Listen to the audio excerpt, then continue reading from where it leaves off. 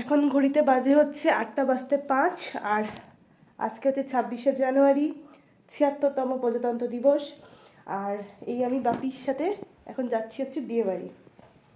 আর আগের দিনই বলেছি সুদীপ চলে গেছে, তো আজকে রিসেপশন অন্য একজনের। এটা আবার কেমন হলো।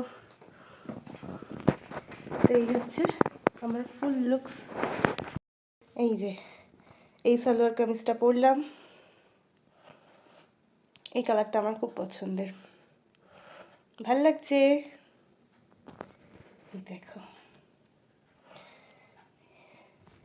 এইবারে দুটো বিয়ে বাড়ি আমি সালোয়ার কামিজ দিয়েই চালিয়ে দিলাম। গতকাল রাত্রিবেলা আগের দিন যে বিয়ে বাড়িতে গেলাম তখন ঠান্ডাটা একটু কম ছিল, এখন আজকে আবার ঠান্ডাটা একটু বেশি আছে, যদিও এটাই কাছাকাছি আছে, অসুবিধা নেই।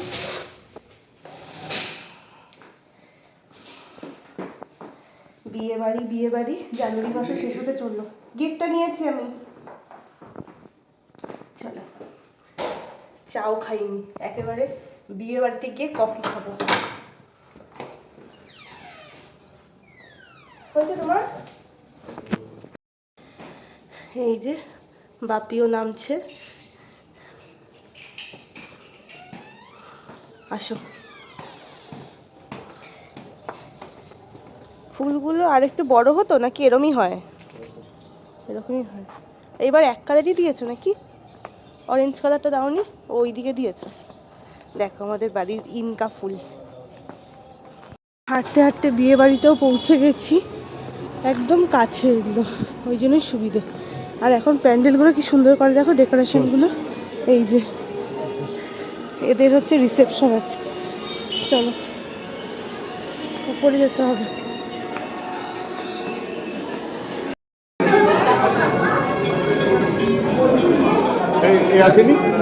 দিয়ে দাও দিয়ে দাও। এই হচ্ছে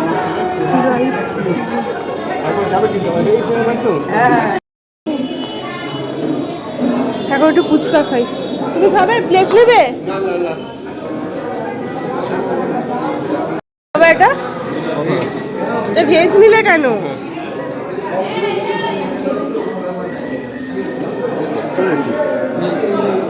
কি ভেজ পকোড়া জিজ্ঞেস করবে না আগে কেমন করে?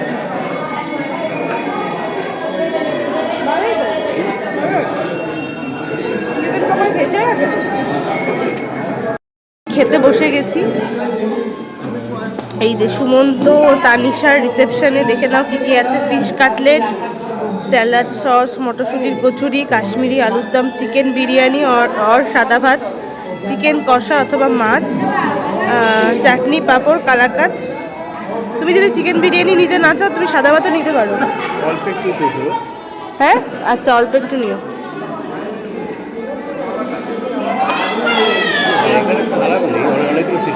আর এই হচ্ছে, আমি এইটাতে প্রথমবার আসলাম।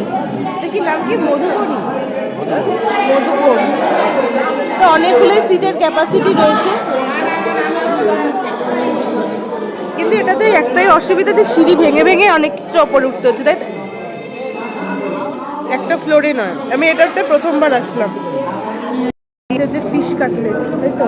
আগে এটা দেখ, দাঁড়াও সসটা দিই তারপরে খাও, আগের থেকে ভালো লাগবে। এই হচ্ছে কড়াইশুঁটির কচুরি, নরম আছে বেশ, তাই না? এই হচ্ছে কাশ্মীরি আলুর দম।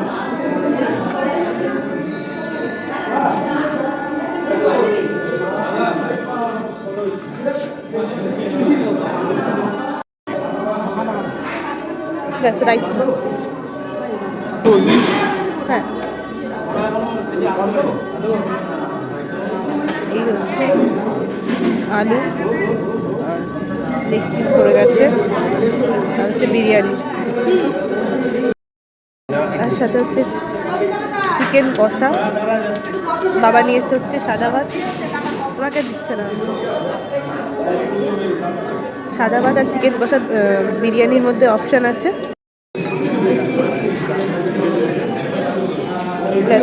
চাটনি পড়ে গেছে, তার সাথে হচ্ছে পাঁপড়। কালাকাঁদ আর হচ্ছে রসগোল্লা। বাবাও দিয়ে দিয়েছে। গতকাল রাত্রিবেলা ফিরেছি 9:15-20 দিকে, এখন ঘড়িতে বেজে গেছে 10:20। Good morning everyone. আজ হলো সোমবার 27শে জানুয়ারি। আর এই দেখো একটা কেকের অর্ডার আছে আজকে ওই বাড়ি চলে যাবো, তো দুপুরবেলা একটা কেকের অর্ডার আছে, ওটা করে দিই। এগলেস কেক করছি। আর দেখো আমি কিন্তু এগলেস কেকে মিল্ক মেড মানে কনডেন্স মিল্ক ইউজ করি, তো বুঝতেই পারছো যে আমি কী ইনগ্রিডিয়েন্টস ইউজ করি। ওই লাভের জন্য দই দিয়ে করে দিলাম সেরকম কিন্তু আমি করি না। এখানে 200 ml মতো কনডেন্স মিল্ক রয়েছে। 1 পাউন্ড কেকে আমি 200 ml কনডেন্স মিল্ক দিই। আমার কেকের ব্যাটার একদম রেডি হয়ে গেছে। আর এই যে রিবন মতো পড়ছে, তার মানে হচ্ছে কেকের ব্যাটার একদম মানে ঠিকঠাক ব্যাটার রেডি হয়েছে।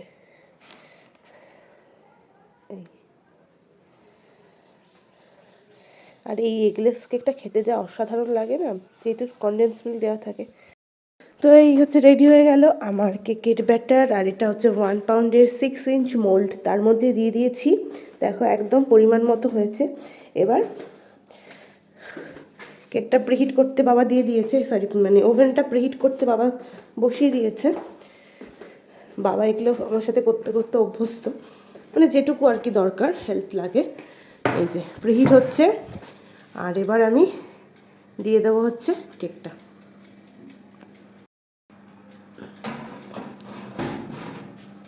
এই ওটিজিটা আমি আমার কেকের বিজনেস থেকেই কিনেছিলাম, তো যেহেতু এটা নিজে কিনেছিলাম তাই এই ওটিজি আমার কাছে ভীষণ ভীষণ প্রিয়। তো এখন দিয়ে দেবো হচ্ছে 35 মিনিটস এরকম। শীতকাল তো একটু টাইম লাগে। আর আমি কিন্তু কখনোই এগুলো এত কিছু বলে না যদিও, তাও আমি বলছি, হ্যাঁ আমি কিন্তু কখনোই 180-তে কেক করি না, আমি করি হচ্ছে 160-তে। যত টাইম নিয়ে বেক করা হয় তত কেকের কোয়ালিটি ভালো হয়, সফট হয়।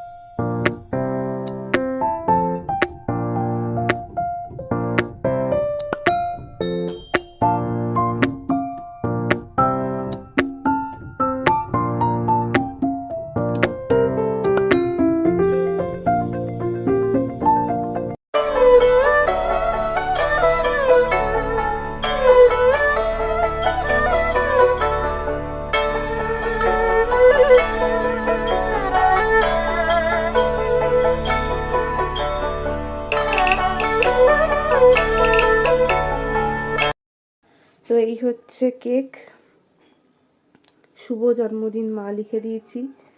আর এটা তো এগলেস কেক, দেখলেই কত ওয়েট হচ্ছে সেটাও দেখিয়ে দিচ্ছি তোমাদেরকে।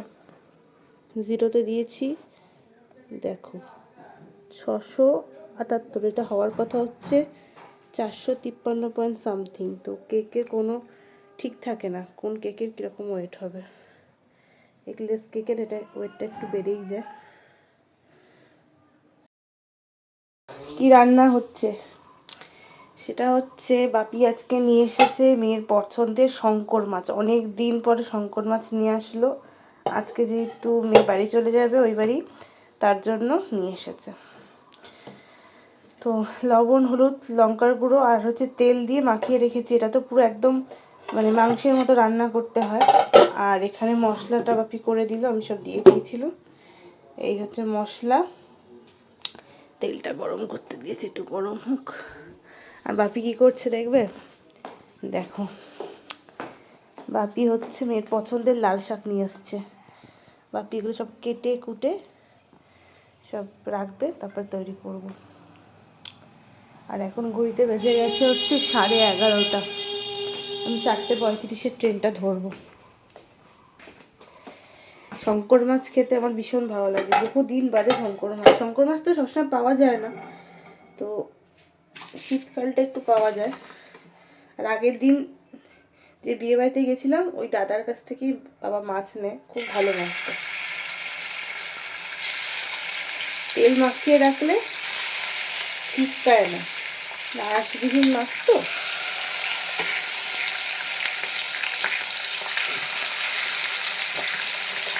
আর এই ননস্টিকটা হয়ে এত সুবিধা হয়েছে, একসাথে অনেকগুলো ধরে যায়।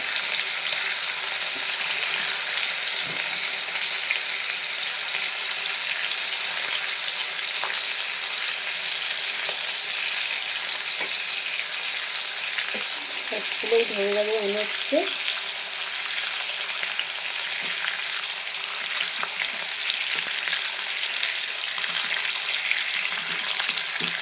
সব ধরে ঢাকা দিয়ে দেবো।